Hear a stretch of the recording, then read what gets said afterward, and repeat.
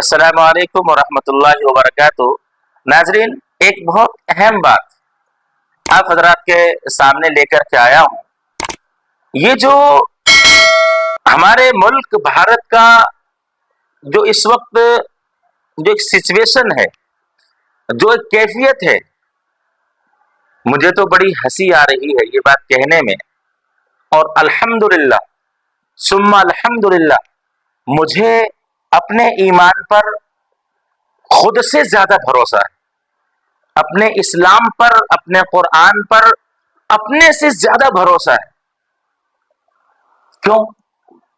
اس لیے کہ پوری دنیا لگی ہوئی ہے اسلام کو اور اہل اسلام کو، قرآن کو، مذہب اسلام کو مٹانے کے لیے۔ پوری دنیا لگی ہوئی ہے کسی نہ کسی طریقے سے اسلام کو مٹا دیا جائے، اسلام کو نیست نابود کر دیا جائے، اسلام کا ملیا میٹ کر دیا جائے، اسلام کا نام لیوا کوئی بھی نہ رہے۔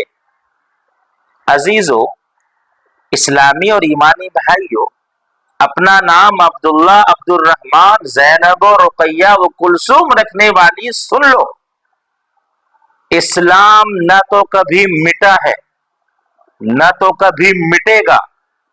اسلام اس وقت بھی زندہ تھا اور اسلام آج بھی زندہ ہے، اور اسلام تا قیامت انشاءاللہ زندہ رہے گا۔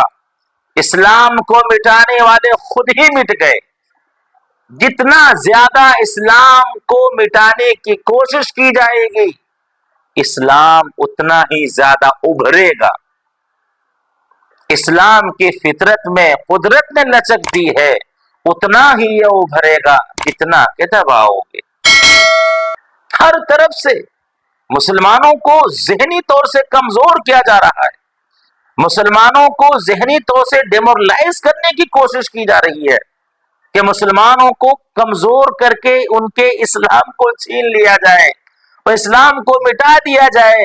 ارے او اسلام کو مٹانے والوں، تم سے بڑے بڑے طاقتور آئے، تم سے بڑی بڑی سلطنت کرنے والے آئے، تم سے بڑے بڑے حکمراں آئے۔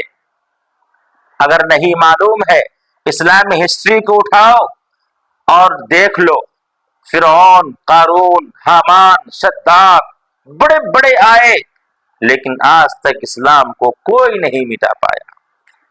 جن جن لوگوں نے اسلام کو دیکھنے کی، سوچنے کی، سمجھنے کی یا سرچ کرنے کی کوشش کی کہ آخر وہ کیا ہے کہ جس کی وجہ سے لوگ مسلمانوں کو آتنکواد، دہشت گرد، ٹیررسٹ کہتے ہیں، جب انہوں نے کھوج شروع کیا، اسلام کو تلاشنے کی کوشش کی کہ ایک طرف یہی مذہب اسلام اپنے بھائی پر ظلم کرنے کو منع کرتا ہے، ایک طرف یہی مذہب اسلام اپنے پڑوسی دشمن چاہے غیر کیوں نہ ہو اس کے ساتھ صلہ رحمی کرنے کا ان کو سبق دیتا ہے، ایک طرف اسلام راستہ چلتے ہوئے تکلیف دہ چیز کو ہٹانے کو ثواب کہتا ہے، ایک طرف اسلام یہ کہتا ہے وہ سراقہ بن جاشم جو نبی کا دشمن تھا، قاتل نبی بن کر کے 100 اونٹ کی لالچ میں گھوڑا دوڑایا تھا، جب نبی کے دربار میں وہ آتا ہے،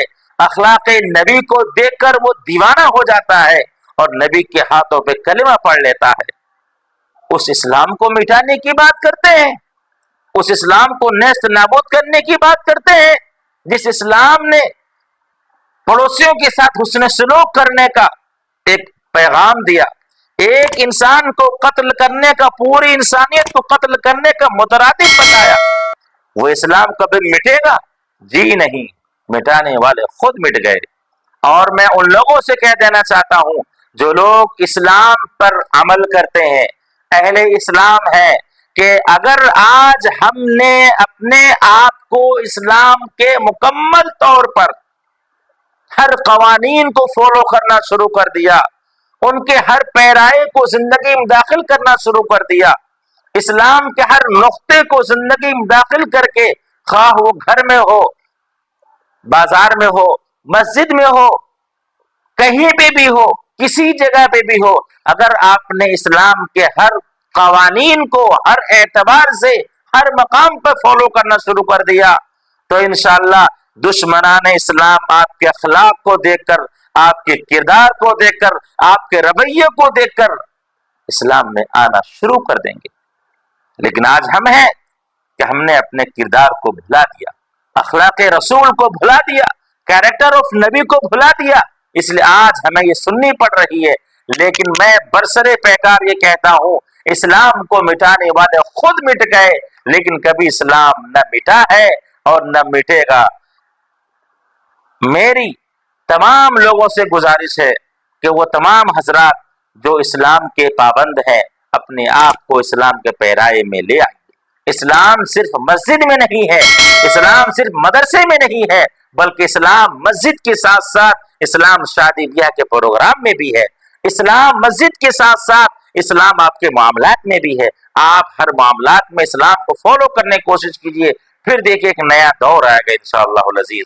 اللہ تبارک و تعالی ہم سب کو اسلام کے تمام قوانین کو ہر اعتبار سے فالو کرنے کی توفیق عطا فرمائے۔ السلام علیکم ورحمۃ اللہ وبرکاتہ۔